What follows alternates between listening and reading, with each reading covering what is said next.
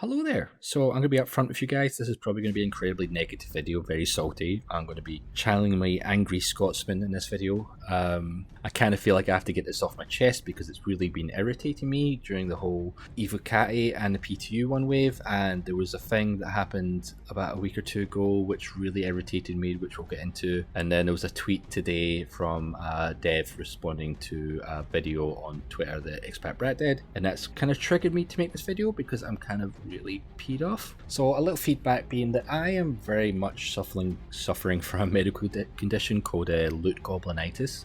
Basically, if it ain't nailed down, I'm having it. Like, I don't need any of the stuff in this loot box. I don't even need the loot box, but I'm still going to take it.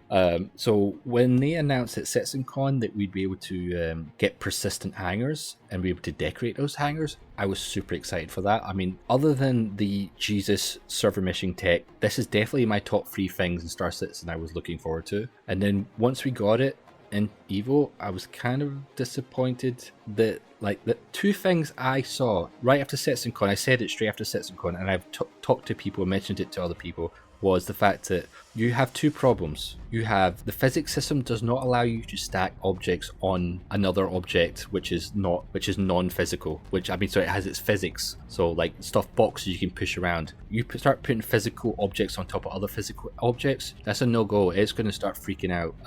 It can eventually settle and stay, but it's very, very buggy. And as soon as you go above like 2-3 items on one another, that's just straight up a no-go. And then the other issue was going to be that I saw was your ship engines. If you ever went to SPK and you fly outside SPK, all the items outside blast around inside SPK, which is crazy, being it's supposed to be an airtight box. Or if you went down to a Crash Caterpillar site, when you're going into land, you can see all the little one SU, not the little boxes, fly all over the floor. So it's like, well, as soon as I come into land or take off from my hangar, isn't all my decorations just going to go flying around into the corner? I'm like, okay, well, I'm sure they will resolve those issues before we get it. And 9 months later, I think it's 9 months later, SCL put out this video. And I'm like, yo, this is amazing. I love this. This is exactly what I want. But being that I've played Evo when they made this video, I know this is complete and utter BS. Like I said, you can't stack stuff on top of one another that's a physical item. You can't put stuff on table easily. They'll start rattling around and shaking. The more stuff you put on that table,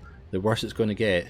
This feels incredibly misleading. Now, I know SCL ISC they want to advertise a feature and they want to do it at the best case scenario, like the top of the range thing, but it kind of has this negative effect that you're setting expectations way up here when you're actually kind of delivering way down here, and you were never going to go up here. You were hoping that that's like the best case scenario, where this kind of feels misleading. This is like when you go to a fast food kind of vending place and you look at the board and you go, oh, look at that burger, that's super nice, and then you get the burger and it's this like flat ass pancake thing that looks like somebody sat on. It feels so misleading, and I don't think it's like it's obviously not negative, it's not maliciously misleading. They're showing best case scenario. So whenever I watch ISC, it's like I always see stuff like this, I'm like, that's bullshit. I know it's bullshit. They're trying to put their best foot forward, but it still irritates me because it's kind of like you're selling this, but you're not delivering this. And I think that's why I was so like really annoyed when I saw it. Kind of really angered me when I saw this video, because it's like, I want this. And I almost made this video, but I thought, no, I'm just gonna let it go, just get over it. It's only a game. And then I saw a tweet today, and it kind of really, well, I saw a couple hours ago, and this was that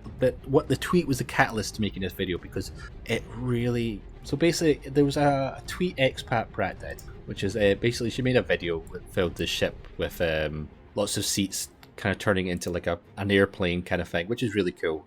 I like it. It got quite a lot of views on it. But there was a dev who commented on it saying you're welcome, and Ian is awesome. The fact that he fixed the fish tank, so the fish tank you couldn't track to beam, but now you can track to beam. Unfortunately, the other 90% of hangar decoration stuff don't work, and he kind of commented that they don't have time to do it. But basically, Expat is pointing out that the stuff that you put down will just get blasted everywhere from the engines.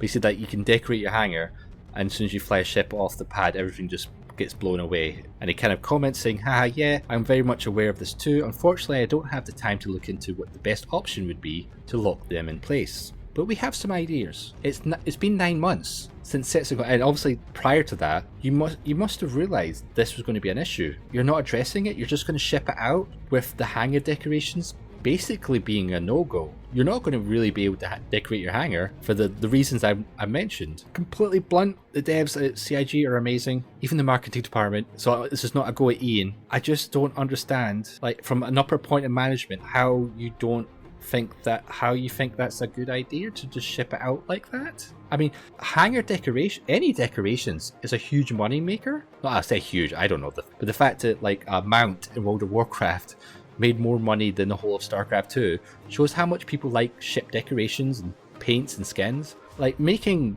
items that you can decorate is so much less resource consuming from a company point than building this whole ship. You could pump all this stuff, all these decoration stuff you could make from scratch and sell on the website faster than you can make one ship. So how are you not, like, how is that not a priority to get the hangar stuff, decoration stuff, the ability to decorate your hangar locked down so that you can sell stuff to make money? Anyway, I kind of want to let it there. I'm kind of getting really ranting.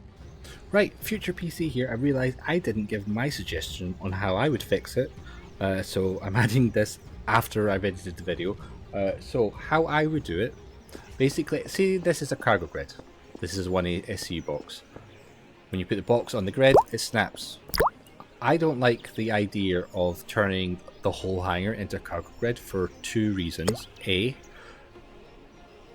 you can either have an item that way or that way, 90 degrees. You can't have an item 45 degrees. It just won't lock. It will just immediately snap to 90 degrees. Kind of limits your options. Locking it to the cargo grid is great. Ship engines can't move the box. You can't push the box. You're going to have no weird physics stuff. But if you went to put another item, say, on top of it, that's not going to lock to no grid. The box isn't a cargo grid, so the item on top is still physical, and it's still going to maybe vibrate and fall off and do weird physics stuff. So that's not the greatest of solutions. So I don't like the item. I've heard people use that suggestion, but then you're going to have to turn every single item into its own cargo grid, so you could lock an item on top of another item, like say this is a table, this is a plant pot, etc. Don't like that idea. I like my idea, because my idea is better. This tool here, it pretty much sums it up. It's a tool that can track beam and lock items. Obviously, you need some sort of restrictions, so like it do some kind of detection to see if it's like a certain distance from an object below it. So you're not going to just have stuff floating in the middle of your hangar. So it just wouldn't let you say, you go, okay, that's fine, although that's probably extreme. But anyway,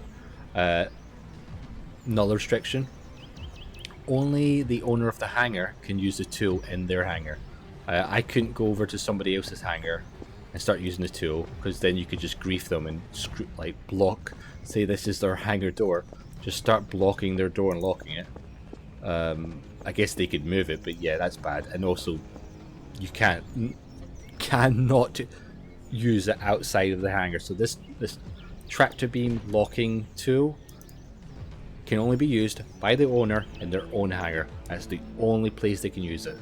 Because we know that CIG uses assets in the game to dress their scenes. We've seen the loot boxes. You ran up to a loot box, went to loot it and realised, oh nope, it's not actually a loot box. But they've obviously grabbed the asset, put it there and locked it in place so it's no longer physical. Like, having items locked is just better for your game, because having hundreds of items in your hangar that are physical, it's got to put strain on your game and the server, because it's got to do all those physics calculations and whatnot. Anyway, let's get back to the original video. I just wanted to give my suggestion. Just want to let it go. I was very passionate about this feature. It irritates the hell out of me that it feels very second thought kind of thing. Anyway guys, rant over. Enjoy the rest of your day. Peace out. Wow.